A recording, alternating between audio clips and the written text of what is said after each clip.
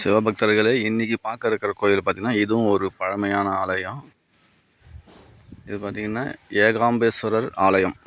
இதுக்கு பக்கத்தில் தான் வந்து கச்சேஸ்வரர் கோயிலும் இருக்குது. அதை ஏற்கனவே ஒரு வீடியோ பதிவு போட்டிருக்குங்க.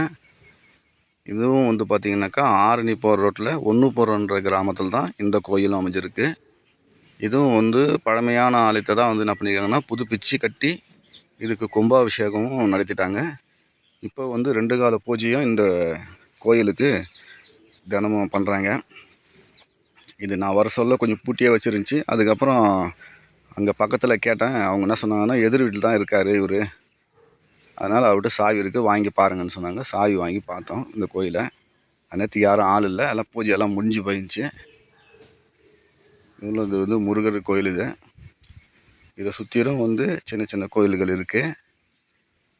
இதுவும் வந்து ரொம்ப விசேஷமாக இருக்குது கோயில். நல்லா பெயிண்டிங் எல்லாம் பண்ணி கும்பாபிஷேகம் பண்ணியிருக்காங்க. இந்த கோயிலுக்கு முன்னாடி இருக்கிற வீட்டிலே தான் அவரோட அந்த கோயில் நிர்வாகியினுடைய வீடும் இருக்குது. நம்ம வேணுன்னா கூட அவங்க திறந்து காட்டுறோட திறந்து பார்க்கலாம். எப்போவாச்சும் வந்தீங்கன்னா நீங்கள் கண்டிப்பாக பார்க்கலாம். இங்கே சுற்றிலும் வந்து நிறைய கோயில்கள் இருக்குது. இதை சுற்றிலும் வந்து பழைய கோயில்கள் வந்து ஒரு 4-5 கோயில் இருக்குது. அதனுடைய வீடியோ கூட நான் ஏற்கனவே பதிவு விட்டுக்கிறேன்.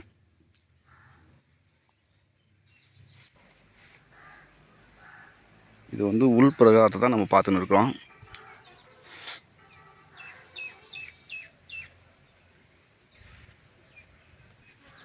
தலைவரிச்சம் வந்து வெல்வ மரம். இங்கே நாகதேவதைன்னு சொல்லிட்டு இந்த சிலை வச்சுருக்காங்க. அது பார்க்கறதுக்கு நல்லா இருந்துச்சு. அதுக்கு தான் ஒரு வீடியோ எடுத்தேன்.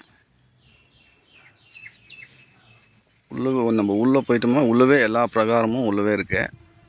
நம்ம வெளியே போக வேண்டிய அவசியமே கிடையாது.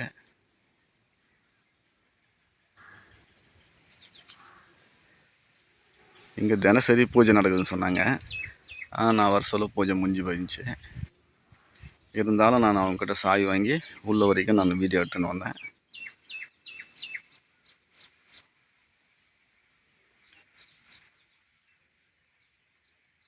முடிஞ்சால் வந்து பார்க்கலாம். இது வந்து எல்லாமே கிட்ட இருக்குது நிறைய கோயில். ஓகே ஃப்ரெண்ட்ஸ், இன்னொரு வீடியோவில் அடுத்த ஒரு பழைய சந்நிதி பார்க்கலாம். என்ன ஒரு விஷயம்னா, இங்கே நிறைய பழைய கோயில்கள் இருக்குது. நீங்கள் வந்தீங்கன்னா ஒரு 4-5 கோயில் சுற்றி பார்க்க முடியும் இதே ஒரே ஊர்லேயே.